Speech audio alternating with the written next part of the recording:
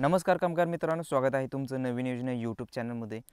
मित्रांनो, बांधकाम कामगारांची नोंदणी करणे असू द्या किंवा नूतनीकरण असू द्या, ह्या गोष्टी सगळ्या झाल्या, पण आणखी सुद्धा फॉर्म हे पेंडिंगच आहेत। म्हणजेच फॉर्म ॲक्सेप्ट झालेले नाही आहेत। ॲक्सेप्ट जरी झाले असले तरी ते ॲक्टिव्ह झालेले नाही आहेत।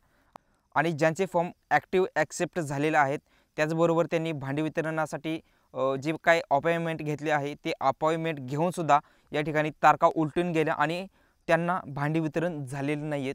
आणि काही असे कामगार आहेत त्यांनी त्यांच्या पाल्यांसाठी स्कॉलरशिप योजनेसाठी जे काही क्लेम आहे तो क्लेम केलेला आहे आणि तो क्लेम करूनही आणखी 6 महिने उलटून गेले आणि 6 महिन्यानंतर 1 वर्षानंतर सुद्धा या ठिकाणी त्यांचे फॉर्म या ठिकाणी जे काय आहे ते रिव्ह्यू झालेले नाही आहे। म्हणजे पूर्णपणे तो फॉर्म ॲक्सेप्टही झालेलं नाही आहे आणि पेंडिंगही राहिलेलं नाही आहे। म्हणजे जे काय आहे ते तसंच फॉर्म पडून राहिलेलं आहे।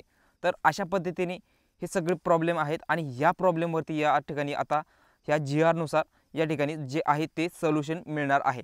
तर मित्रांनो, आता मंडळ या कामकाजामध्ये सुसूत्रता आणण्यासाठी आणि याची जी कामकाज आहे ते पारदर्शक होण्यासाठी नोंदणी, नूतनीकरण किंवा लाभ आहे हे वाटप प्रक्रियेसाठी लोकाभिमुख व्हावे, म्हणजेच जे काय आहे ते कामकाज सुरळीत व्हावे याकरता मंडळाअंतर्गत स्थानिक व विभागीय हे 2 पद्धतीने समिती गठीत करण्याबाबत ह्याचे जे काही जे विचार होते त्याच्या विचाराधीन हे मंडळ होते आणि याच्यानुसारच तुम्हाला 9 सप्टेंबर 2025ला जे शासन निर्णय आहे ते शासन निर्णय या ठिकाणी निर्गमित झालेले आहे। आता हे शासन निर्णय काय आहे तुम्ही पाहू शकता। महाराष्ट्र इमारत व इतर बांधकाम कामगार कल्याणकारी मंडळ अंतर्गत बांधकाम कामगार स्थानिक संनियंत्रण समिती तसेच विभागीय संनियंत्रण समिती ह्या 2 समिती गठीत करण्याबाबतचे जे शासन निर्णय आहे ते 9 सप्टेंबर 2025ला निर्गमित झालेले आहे। तुम्ही इथं शासन निर्णयामध्ये पाहू शकता।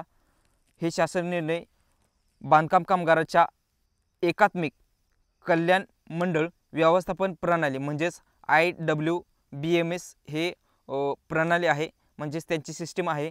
याच्यामध्ये नोंदणी होणाऱ्या किंवा नूतनीकरण होणाऱ्या किंवा जे काय लाभ आहेत ते लाभाचे क्लेम होणारे जे क्लेम आहेत, जे अर्ज आहेत हे DBT प्रणालीद्वारे हे क्लेम आता इथून पुढे होणार आहेत। म्हणजे त्याचे नूतनीकरण म्हणजे त्याचे वितरण हे DBT प्रणालीच होते आणि ते ह्याच प्रणालीद्वारे आतापर्यंत होत आलेले आहे।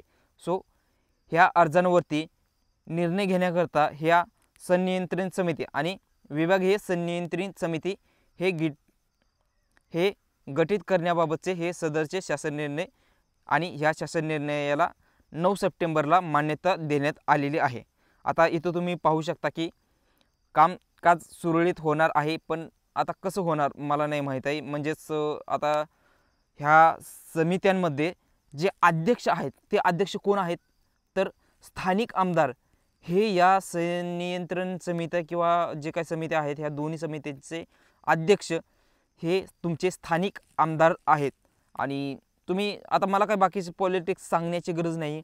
आता आमदार आहेत म्हणताना त्यांचे जे काय वॉर्ड आहे किंवा जे विधान क्षेत्र आहे त्या कार्यक्षेत्रामध्येच हे ते अध्यक्ष असणार आहेत। आणि ह्या आता हे काय जे नियंत्रण होणार आहे तर सगळे नियंत्रण ह्या आमदार साहेबांचंच असणार आहे। म्हणजेच भरपूर आता कॉन्टॅक्ट्स असणार आहेत, जे काही कामे असणार आहेत ते खास करून एकाच पक्षाचे होणार आहेत। जे काय आहे ते मी नाही सांगू शकत, पॉलिटिक्स तुम्ही स्वतःच माझ्यापेक्षा 10 पटीने समजूतदार आहे। सो ह्या दोन्ही समित्यांचे जे अध्यक्ष असणार आहेत ते स्थानिक आमदार असणार आहेत। आणि संपूर्ण शासन निर्णय तुम्ही पाहू शकता की समित्यांची कार्यक्षेत्र काय आहे, तुम्ही इथं स्क्रीनवरती व्यवस्थितपणे पाहून घ्या। तुम्ही पाहू शकता याची कार्यप्रणाली काय आहे। तर हा शासन निर्णय तुम्ही आपला टेलिग्राम ग्रुप आहे त्याच्यामध्ये पाहू शकता, ज्याची लिंक या व्हिडिओच्या कमेंट आणि डिस्क्रिप्शन दोन्हीमध्ये दिलेलं आहे। एवढंच नाही मित्रांनो, तर नवीन जे शासन निर्णय आहेत ते शासन निर्णय कोणते आहेत ते तुम्ही इथं स्क्रीनवरती पाहू शकता। हे सगळे लेटेस्ट कामगार शासन निर्णय आहेत आणि तुम्ही ही सगळी माहिती आणि शासन निर्णय त्याचबरोबर जे लाभ आहेत ते तुम्ही या प्लेलिस्टमध्ये पाहू शकता।